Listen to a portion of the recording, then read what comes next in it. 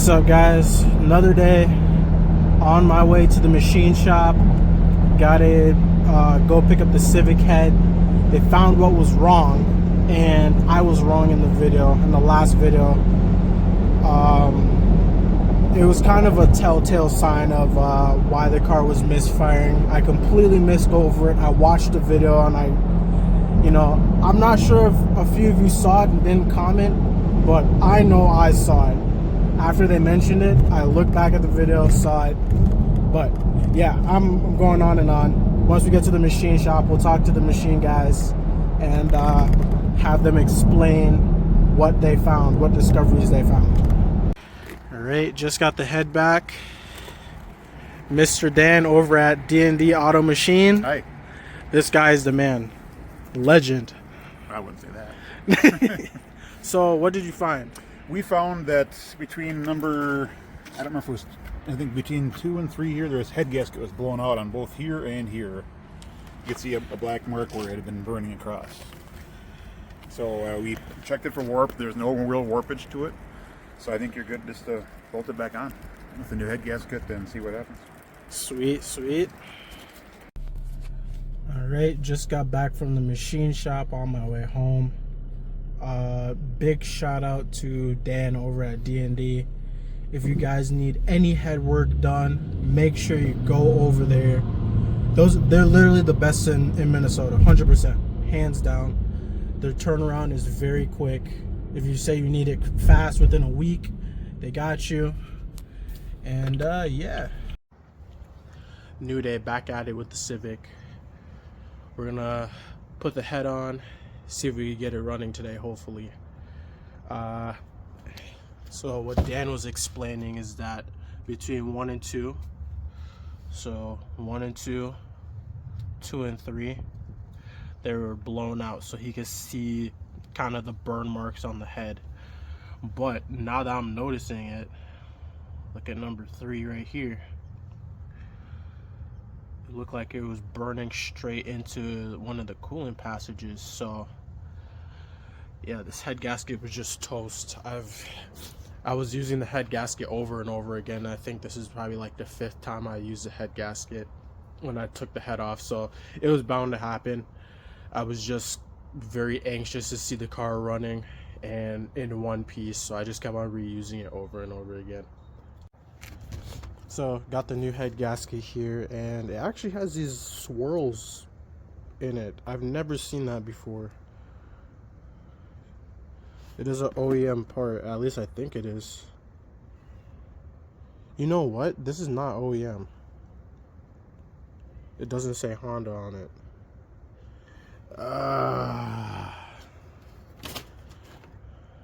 Yeah, I think I bamboozled myself.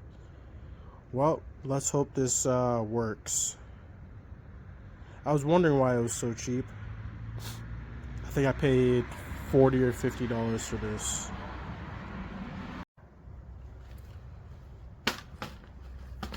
And yes, if you're wondering, I will be copper spraying this head gasket, just like I did the last one.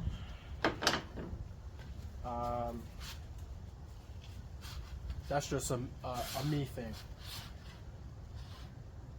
This head gasket is beefy, super beefy.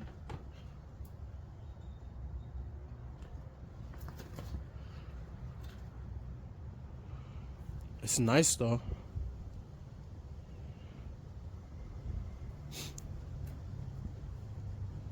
The rings are pretty tall. Yeah, so it actually sits on the head like this.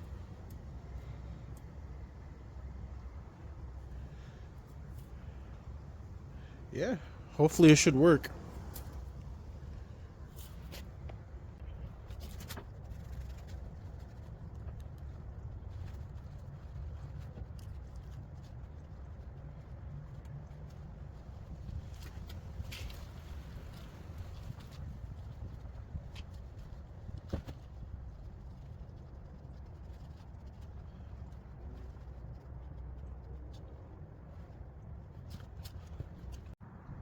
Okay, we're actually gonna spray this off with brake cleaner real quick. just to make sure everything's good and clean. Let it dry for a second.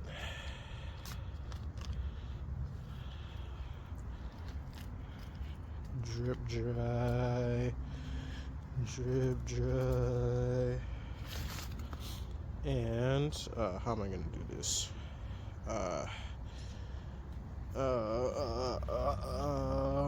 Let me go like this. Yeah. And then we'll fold this over. Boom. Just like that. Clean surface.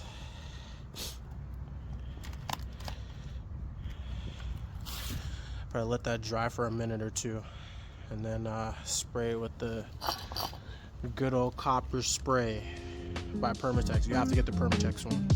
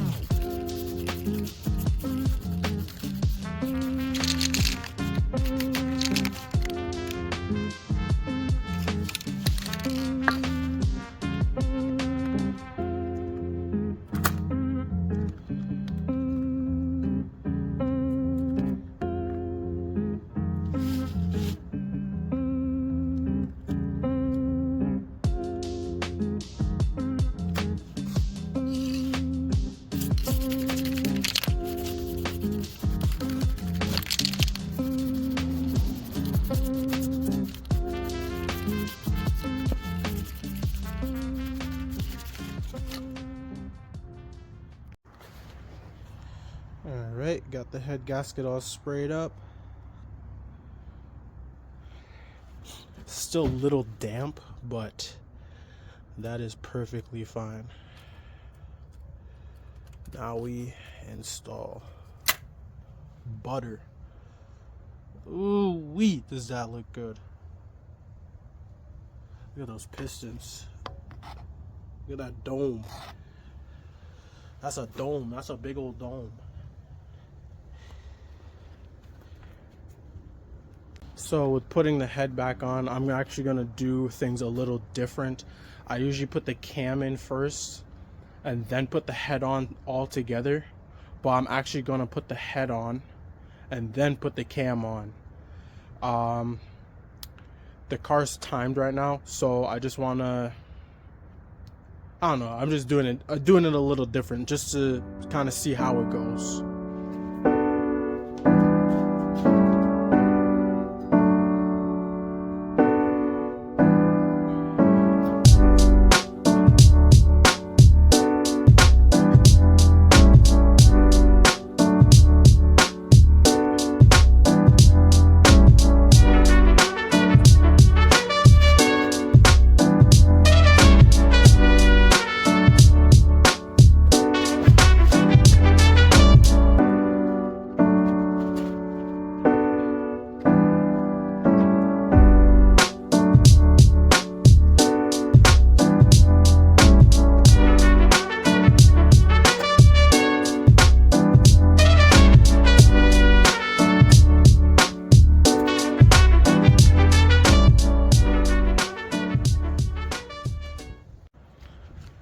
Alright, got the head sat down on there pretty nice. Everything's looking super good. Nice and flush. Alright, I'm gonna verify the crank timing and then I'll slap the cam in and refer to my valve cover timing mark and put the belts on, or rocker assembly, put the belts on. So jacked up the car. It's a little tricky to see, but that line should line up with that arrow right there. Boom. Time down low. And boom. Up top has no cam, so it's not timed. We're getting there though. So yeah, I just wanted to verify that. But now that I have the car up, should be smooth sailing from here. You guys want a time lapse? Too bad, you're getting a time lapse.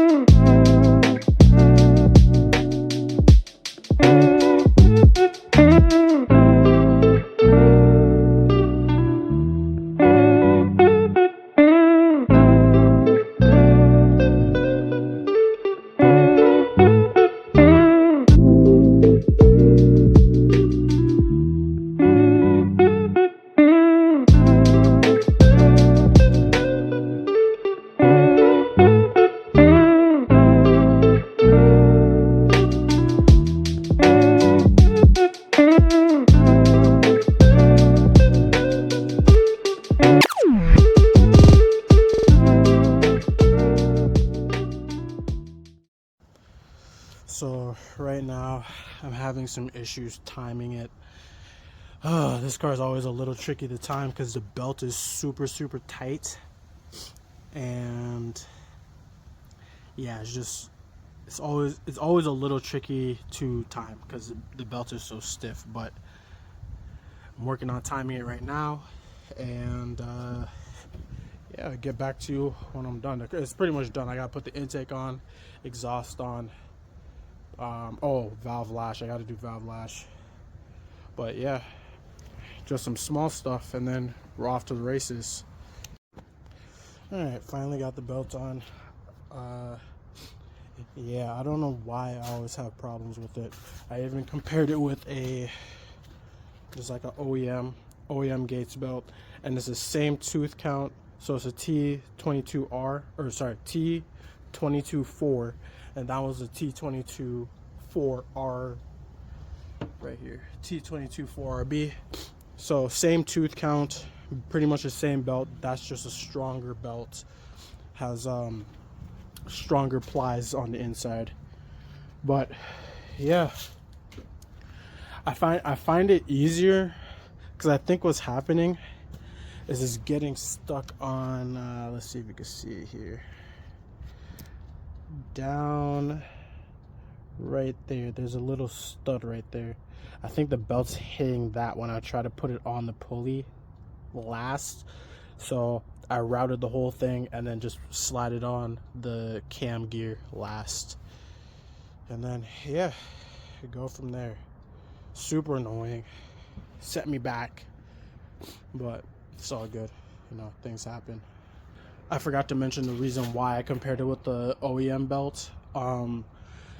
The OEM belt is for D16 specifically, and this belt, I think is for a D16. I ordered it for a D16, but the D15 is one tooth smaller, and a lot of when the D16 started coming out, a lot of people were having problems with putting the wrong belt on, and they ended up skipping teeth and that kind of stuff, or wondering why the tensioner is either too tight or way too loose. Yeah, the deck height of the head is just a smidge shorter on the D15, so a few millimeters shorter. Yeah, that's the only reason why I compared it. But yeah, it's on. It has slack on both sides. It's just, like I was saying, it's just really tight. Like, I haven't tightened the tensioner yet, but you know, like, plenty of slack. So yeah, the other belt went on real easy. This belt is just super stiff. All right, all the boring stuff is done on this side. Got the timing belt cover, dipstick, crank pulley, alternator belt, and alternator is tightened. Now it's time to move on to the really boring stuff. Put the exhaust on, put the intake on, do the valve lash, top it off with coolant, You get the gist.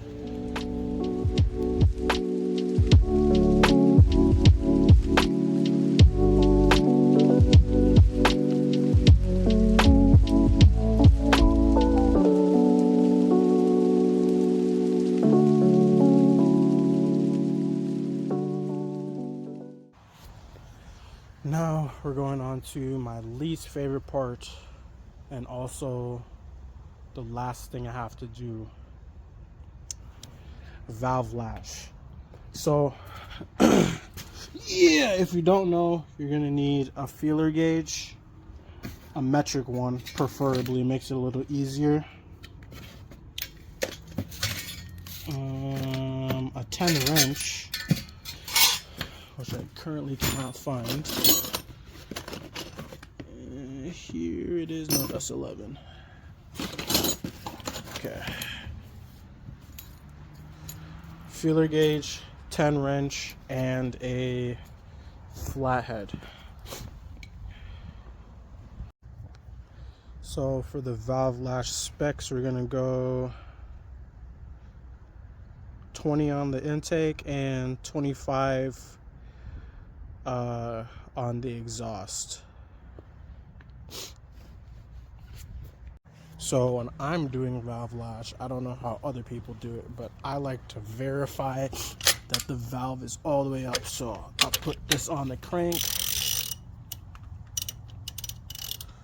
and then I'll spin the engine over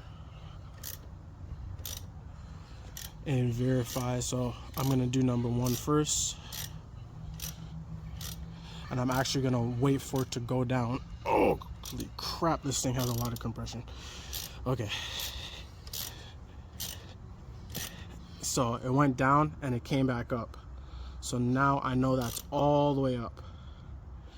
Now I'm gonna go to it. Shouldn't be too far off, but then again, I took the head off, so, and it's too tight. So I will loosen up this retaining screw, pull back the cap a little bit. Actually, I'm gonna go into that other one. Yeah, there you go. Yep, so I'm gonna loosen this up a little bit, pull this screw back just a little bit so it gives me that clearance in there, and then yeah, and then it should be 20 thousandths on the intake side.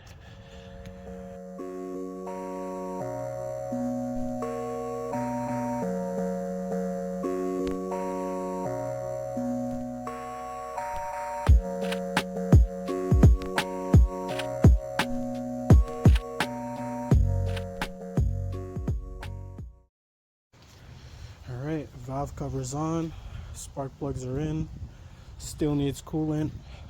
That should be everything. Yeah, time to see if it starts.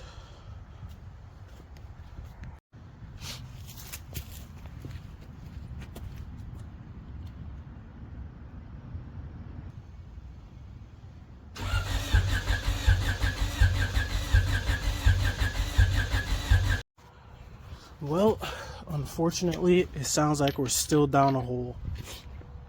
That sucks.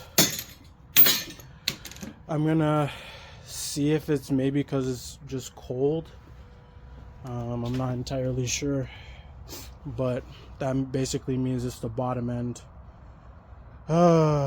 which is super unfortunate. Gotta rip it apart again.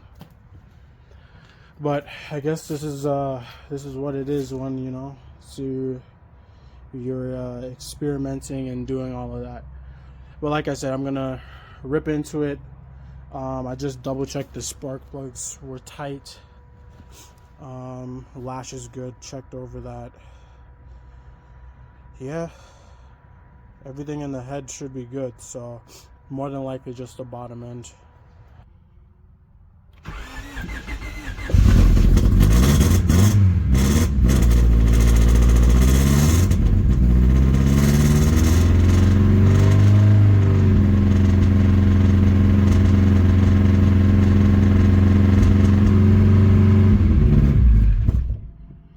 She's definitely missing on a cylinder.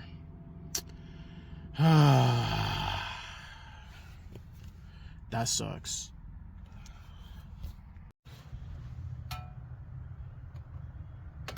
Not good. I don't know if you can see that. Got some blow by. Not good.